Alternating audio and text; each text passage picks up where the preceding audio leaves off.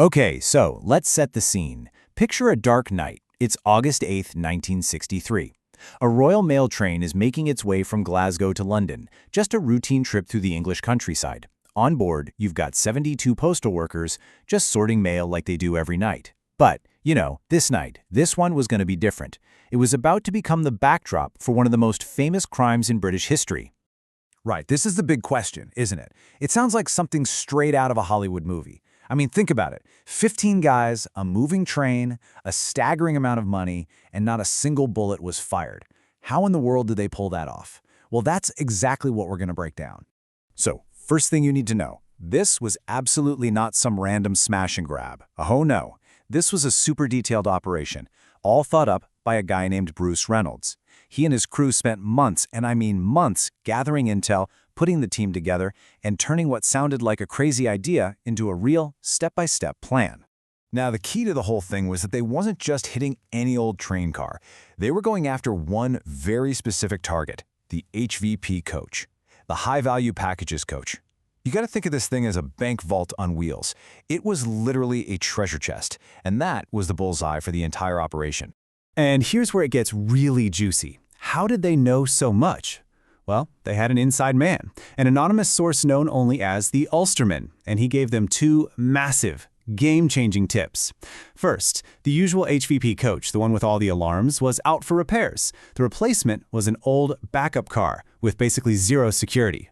And second, a recent bank holiday meant it wasn't just carrying a lot of cash, it was carrying a ridiculous amount of cash, almost 10 times the normal load. It was the absolute perfect storm. So the plan is set. They've got the inside info.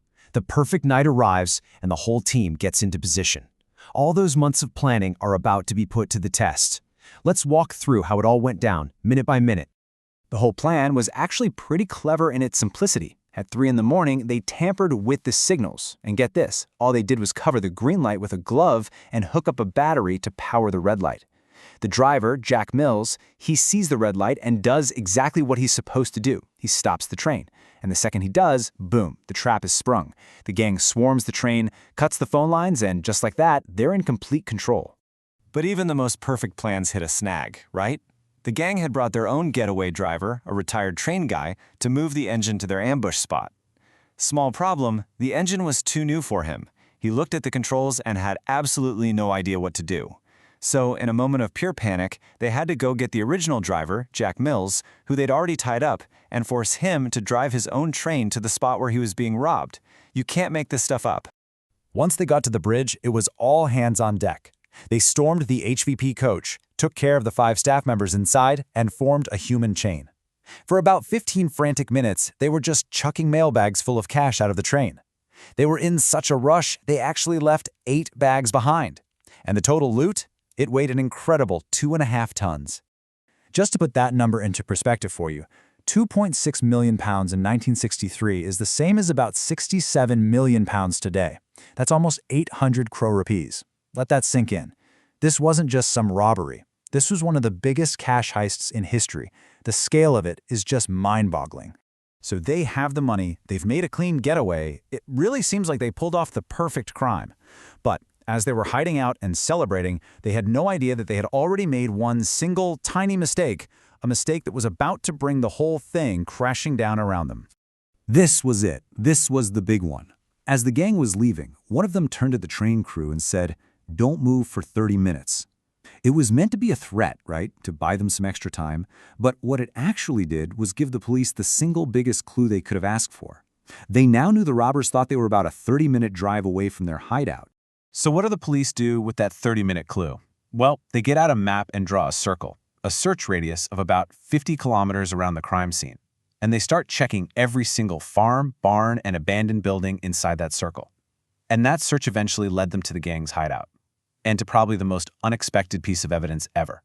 Turns out, Leatherslade Farm was just 43 kilometers away, right inside that search zone. A neighbor tipped off the cops, who then raided the place. The gang had been in a huge hurry to leave and made a complete mess of the cleanup. They'd even paid a guy to burn the whole farmhouse down, but he just took the money and ran. And here's the best part. While they were celebrating, the gang played a game of Monopoly using the real stolen money.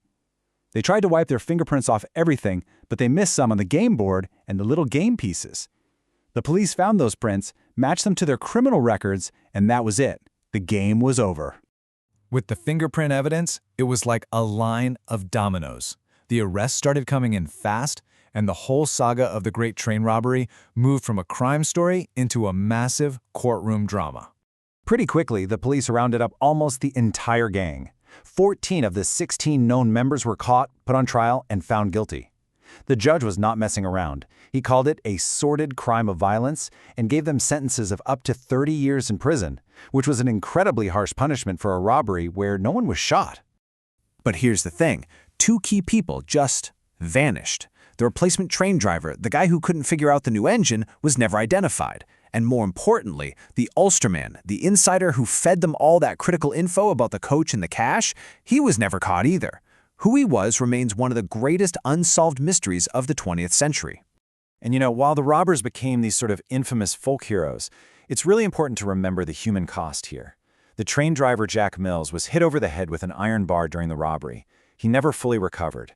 He suffered from terrible headaches and trauma for the rest of his life and couldn't work again. He died only 7 years later, his life completely ruined by that night. So in the end, most of the money was never found, and most of the gang paid a very heavy price for their crime. But the story's biggest question mark is still there. Bruce Reynolds might have been the guy who ran the operation, but the whole thing only worked because of the information from one person. Who was the man on the inside? Who was the real secret architect that made the Great Train Robbery possible? That's a question we might never have an answer to.